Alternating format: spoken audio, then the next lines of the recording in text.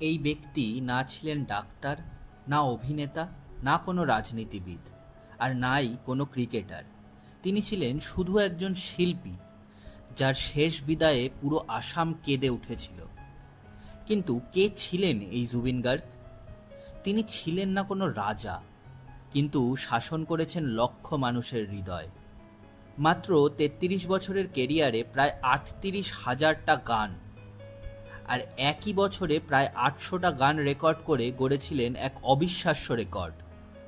সম্প্রতি গুগল তাকে দিয়েছিল হামিং কিং অব দ্য ওয়ার্ল্ডের উপাধি, মানে সুরের রাজা, তবে শুধু ভারতের নয়, পুরো পৃথিবীর। অসমীয়া, হিন্দি, বাংলা, উড়িয়া, মারাঠি, এমনকি দক্ষিণ ভারতের ভাষাগুলিতেও তিনি গেয়েছেন অসংখ্য গান। ভোজপুরি পর্যন্ত পৌঁছে গিয়েছিল তার কণ্ঠের জাদু।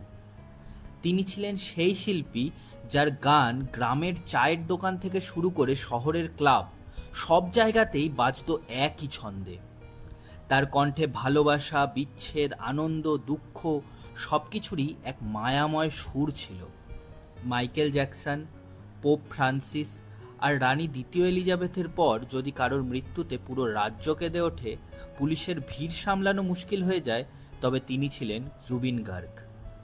তিনি শুধু একজন গায়ক ছিলেন না, আসামের মানুষের কাছে তিনি ছিলেন সুখের সুর, দুঃখের ভরসা আর ভালোবাসার এক প্রতীক।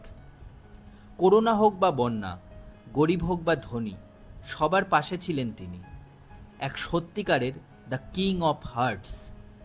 আর এমনই সব দুর্দান্ত মজাদার গল্প শুনতে হলে আমাদের পেজ যুগান্তরকে অবশ্যই ফলো করবেন। ধন্যবাদ।